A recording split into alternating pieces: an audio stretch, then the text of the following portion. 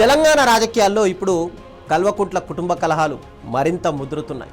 మాజీ సీఎం కేసీఆర్ కూతురు కవిత తన సోదరుడు బీఆర్ఎస్ వర్కింగ్ ప్రెసిడెంట్ కేటీఆర్ను మళ్ళీ టార్గెట్ చేసుకున్నారు. ఇదేదో ఆస్తి గొడవో కుటుంబ తగాదో మాత్రం కాదు. ఒకప్పుడు రాష్ట్రంలో అధికారంలో ఉన్న బీఆర్ఎస్ పునాదులనే కుదిపే ఆరోపణలు చేస్తున్నారు కవిత. ఇక బీఆర్ఎస్ బ్యాంక్ అకౌంట్లలోని నిధులు కానీ క్విడ్ ప్రోకో వ్యవహారాలపైన కవిత చేస్తున్న ఈ ప్రకటనలు ఇప్పుడు తెలంగాణ రాజకీయాల్లో పెద్ద దుమారాన్ని రేపుతున్నాయి. ఆమె టీఆర్ఎస్ పేరుతో పార్టీ పెట్టుకుంటే దానికి ఈసీ దగ్గర అభ్యంతరం చెప్తూ అడ్డంకులు క్రియేట్ చేస్తున్నారని చెప్పి ఒక అసహనం ఇప్పుడు కవితలో క్లియర్గా కనిపిస్తుంది.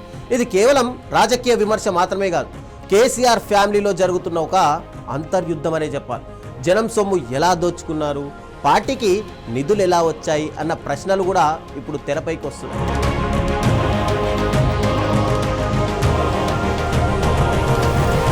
పదేళ్ల బీఆర్ఎస్ ప్రభుత్వ హయాంలో అక్రమంగా 1400 కోట్ల రూపాయలు కూడబెట్టారని చెప్పి కవిత తీవ్ర ఆరోపణలు చేస్తున్నారు. తెలంగాణ ప్రజల సొమ్మును ఆంధ్ర కాంట్రాక్టర్లకు దోచిపెట్టి దానికి ప్రతిఫలంగా భారీగా కమిషన్లు వసూలు చేశారని చెప్పి ఆమె డైరెక్ట్గానే విమర్శించారు. ఈ కమిషన్లనే పార్టీ ఫండ్గా మార్చారని చెప్పి కవిత బహిరంగంగానే కామెంట్స్ చేస్తున్నారు. ఒకటి కాదు, రెండు కాదు, ఏకంగా 1400 కోట్లు ఇక్కడ క్విడ్ ప్రోకో జరిగింది అనేది కవిత చేస్తున్నటువంటి ఒక ఆరోపణ. మొన్నటిదాకా ఏ బీజేపీయో కాంగ్రెస్ ఆరోపిస్తే ఆపోజిట్ పార్టీల విమర్శలు కామన్ కదా అని మనం కూడా కొట్టిపారేయచ్చు. కానీ మొన్నటిదాకా బీఆర్ఎస్లోనే ఉండి ఇప్పుడు అదే పార్టీ పైన పెద్ద ఎత్తున ఆర్థిక అవకతవకలను ఆరోపించడం అనేది చాలా తీవ్రమైన విషయం. ఈ ఆరోపణలు ఇప్పుడు మిగతా పార్టీలకు కూడా ఒక బలమైన అస్త్రాలుగా మారుతున్నాయి.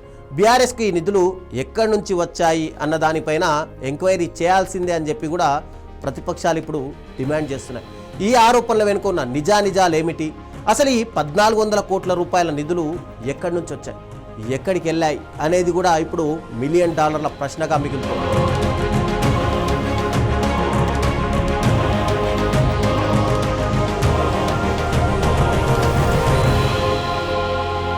కవిత కేవలం ఆర్థిక ఆరోపణలకే ఇక్కడ పరిమితం కూడా కాలేదు. బీఆర్ఎస్ జాతీయ రాజకీయాల్లోకి వెళ్లేందుకు ఒక సొంత విమానాన్ని కొనుగోలు చేసింది అని చెప్పి ఒక ప్రచారం కూడా విస్తృతంగా సాగింది.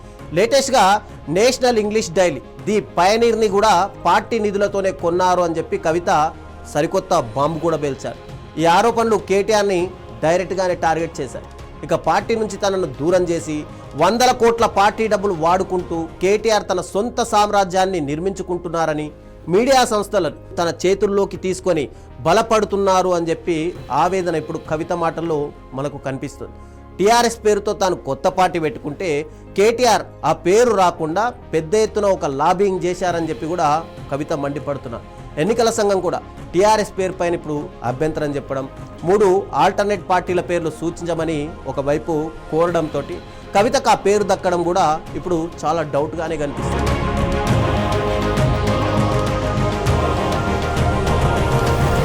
కవిత చేస్తున్న ఈ ఆరోపణల వ్యవహారం బీఆర్ఎస్ను నైతికంగా తీవ్రంగా దెబ్బతీసే అవకాశం అయితే ఉంది.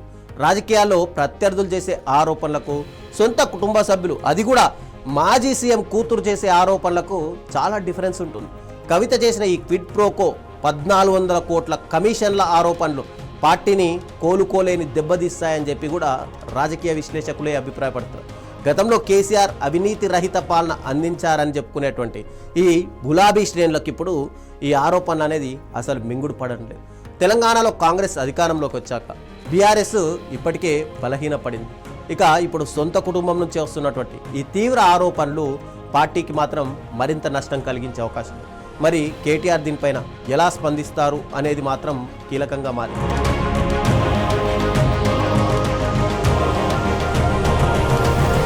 ఈ అంతర్గత పోర్ అనేది కేవలం కుటుంబ సమస్యగానే మనం చూడలేం. దీనికి లోతైన రాజకీయ కోణాలు కూడా ఉన్నాయి.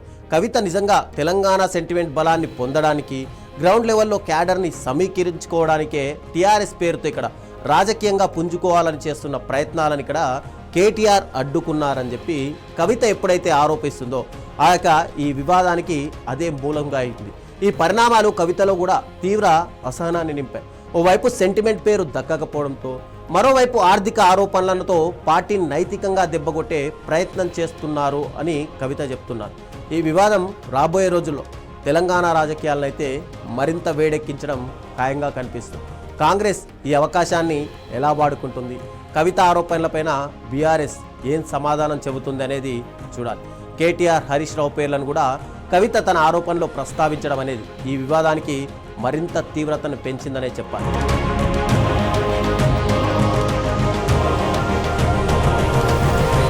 ఇక బీఆర్ఎస్ పైన కవిత చేసిన ఆరోపణలు కానీ తెలంగాణ రాజకీయాల్లో సెన్సేషనల్గా మారాయని చెప్పాలి. కల్వకుంట్ల కవిత చేస్తున్న ఈ తీవ్ర ఆరోపణలు బీఆర్ఎస్కి కోలుకోలేని నష్టం కలిగించే అవకాశం అయితే ఉంది. 1400 కోట్ల నిధులపైన, క్విడ్ ప్రోకో వ్యవహారాలపైన, పార్టీ విమానం, పయనీర్ డైలీని కొనుగోలు వస్తున్న విషయాలపైన ఈ విమర్శలు పార్టీ నైతికతను పూర్తిగా ప్రశ్నిస్తున్నాయి. ఈ వివాదం రాబోయే ఎన్నికలపైన కూడా తీవ్ర ప్రభావం చూపించడం అనేది ఖాయంగా కనిపిస్తుంది. ఇక గులాబీ గూటిలో మొదలైన ఈ పంచాయతీ ఎటు మలుపులు తిరుగుతుందో వెయిట్ చేసి చూడాల్సింది.